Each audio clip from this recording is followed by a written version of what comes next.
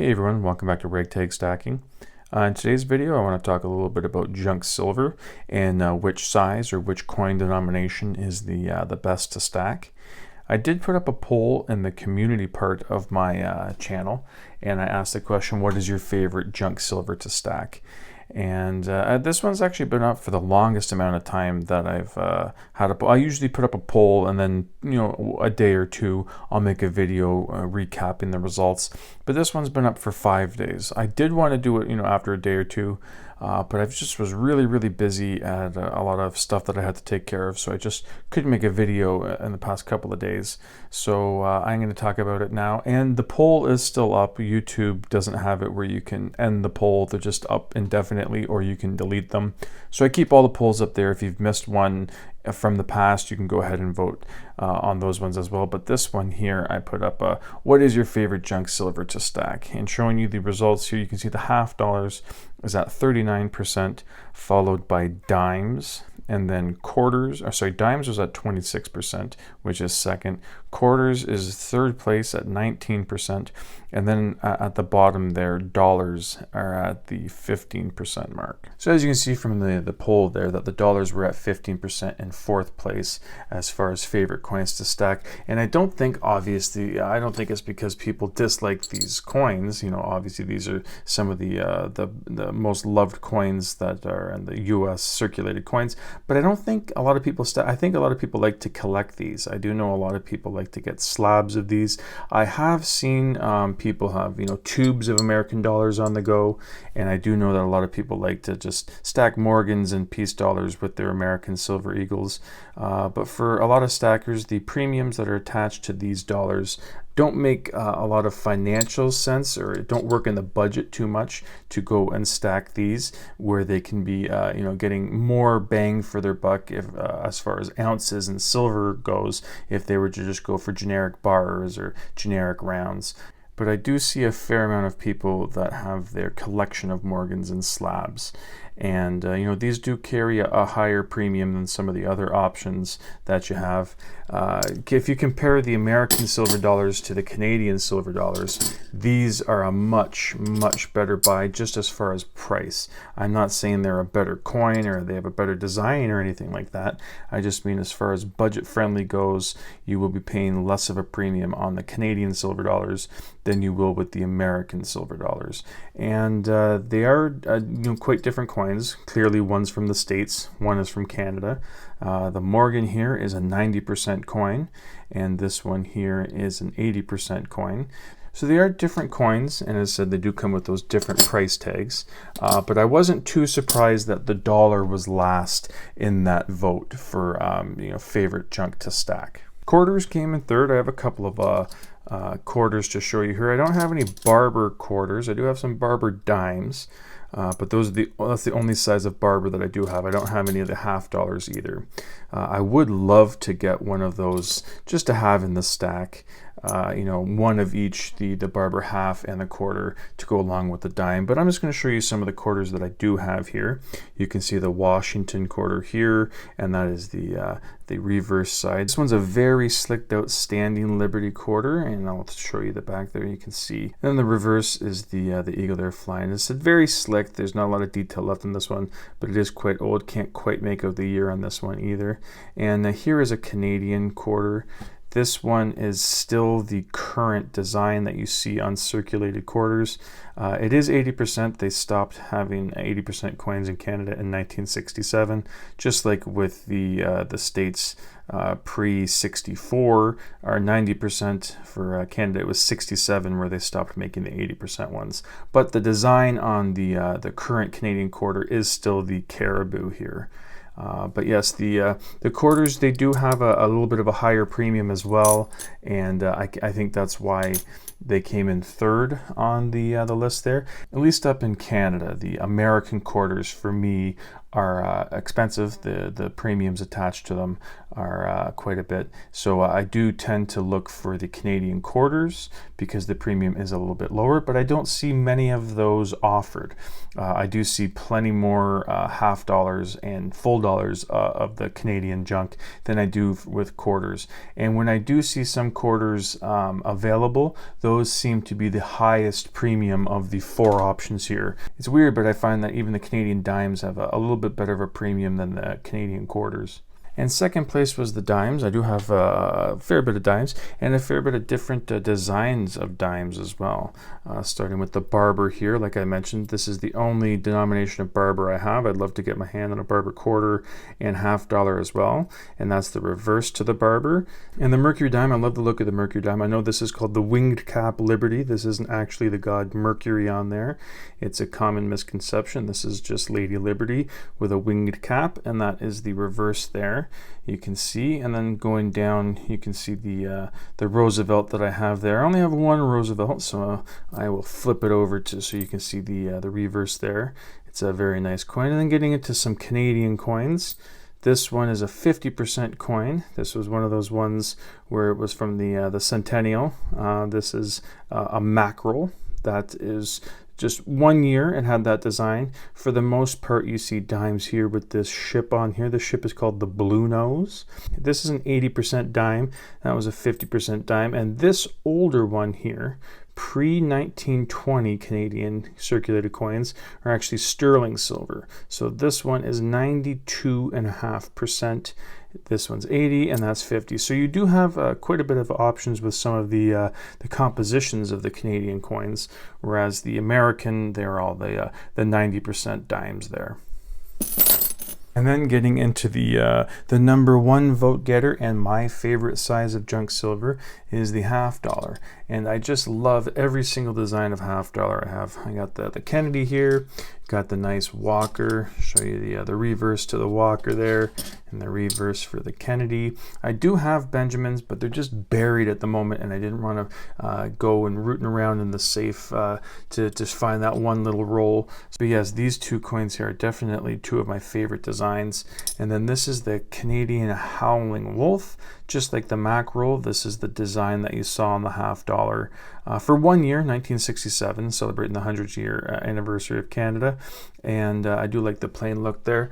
But this is what most of the half dollars look like in Canada, where it's got the coat of arms for Canada. I know a lot of people don't like the Queen on the coin. This one is an older one. It has King George VI, but on the regular ones that you see now, it has the Queen. A lot of people, instead of seeing the current leader of the monarch, they'd rather see something like this, the coat of arms of Canada. So I wouldn't mind that at all. It would look pretty cool with my favorite coin, one of my favorite coins here with this goose, if you were to turn it over and instead of seeing the Queen, you were to see the coat of arms of Canada. I think that would go well on some coins, and you can change it up. Not every single coin needs to have the picture of the Queen on it.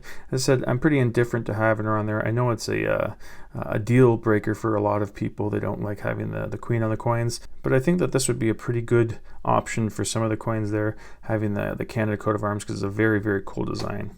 And like I said, coins from 1920 and below are the sterling silver, and this is a half dollar from 1914. So this is the sterling silver coin, and you can see King George V. And another cool thing is this is a Newfoundland coin before Newfoundland became a part of Canada. So it was minted by Canada, the Canadian Mint, and this has King George the Fifth on there. So Canada did make the Newfoundland coins for them, but the Newfoundland didn't actually become part of Canada until 1949. And as you can see here, this is from 1911. So it as well is a sterling silver coin. I'm going to give honorable mention to another thing here. I didn't have it on the poll, and some people were asking why I didn't include it. It's just because I don't actively stack it, so I thought I would give the 4 options of the ones that I actively stack. But it's stuff like lower percentage circulated U.S. coinage, like the 40% Ike, the 40% Kennedys as well, but I got this Ike dollar in hand. and the war nickels, the 35% war nickels. You know, I'm not going to pass up a good deal on these if I see them for a really good price.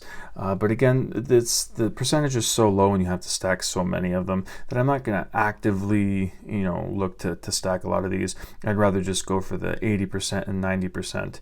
But again, like I said, I'm not going to turn down a good deal on any silver, but I'm not looking to actively pick up these particular coins. And yes, there are other countries that do have circulated silver, like 90%, 80%, 72% as well. The only other country that I have is some Mexican circulated silver. I got an un peso and a regular, the cinco, and I do like that it says the purity there, and it has the weight in grams and the cinco peso. I do like the looks of these, but up here in Canada, they're very, very hard to find, and they are quite expensive with the premiums attached to it. So the un peso was actually given to me by a subscriber as a gift, and I just paid a little bit extra for this cinco peso off of eBay, just because I like the look of it. I wanted it in the stack, and again, something that I'm not actively stacking, but I just wanted one of, just to say I have, because I like the look of it. Sure, if you're going to go by the poll, then you would have to say that the $half are the best ones to stack. But you know, it's a very small sample size. It was only like 400 some odd people that voted, and just because it is my favorite coin of junk silver to stack doesn't necessarily make it the best. I'll give you my reasons why I like the $half the best. Number one, the premiums are right in that sweet zone.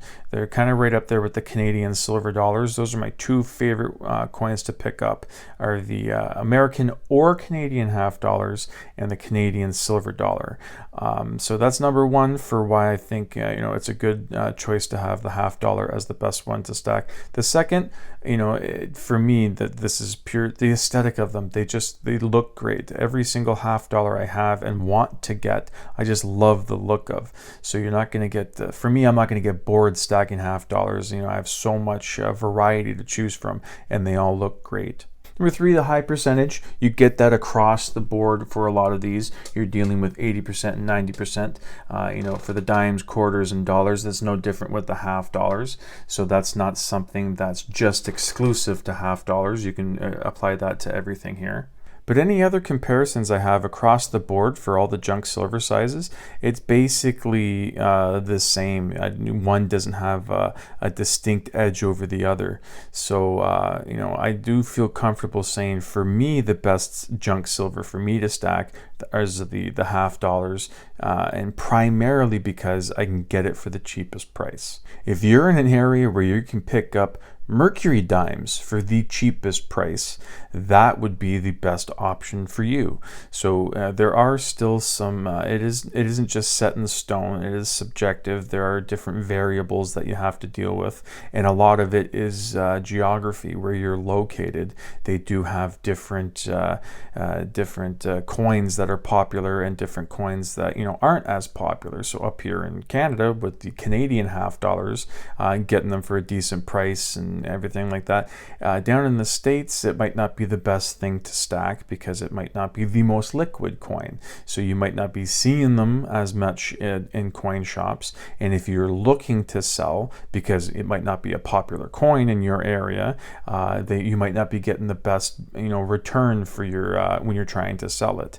So you do have to look for things like that as well. I guess this poll I asked, what is your favorite size? So your favorite size could be the you know, the Morgans. You like the dollar there. It's not the best one to stack if you're looking for the cheapest, but that might not be something that you're necessarily prioritizing.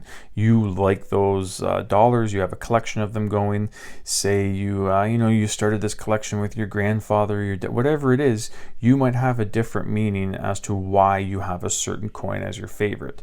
So yeah, I can concretely say that, you know, from this poll that, you know, the majority of people's favorite one is the $half, but I can really only speak for myself, which one I consider the best one to stack, and for me that's the $half, like I said. So yeah, that's it for today's video. Like I said at the beginning there, if you haven't voted on this poll, it's still up there if you would like to let your vote known.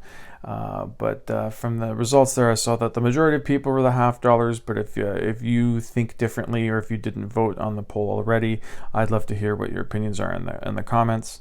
I knew that half dollars and dimes were going to be very, very close. And for me, as I said, up in Canada, for Canadian and American quarters and dimes, I find them to be a little bit more on the expensive side, whereas I have seen some people, down in the States, with videos and things like that, where it seems like the quarters and the dimes, they're stacking them just as much as the half dollars. So the premiums might be different down there, not as extreme of a difference as it is up in Canada, because I always see people with the tubes of the dimes and the quarters. I would love to have, tubes and tubes of quarters and dimes, like I have tubes and tubes of the Canadian silver dollars and half dollars, but it's just not in the cards up here for me to be stacking the higher premium stuff, because I find I get that better deal, and my budget can go further with some other options. Whereas there are some places it doesn't seem like the premiums on those particular coins are as big a deal. But anyways, like I said, that's it for today's video. Thank you so much for watching, and I hope you come back for the next one. Thank you.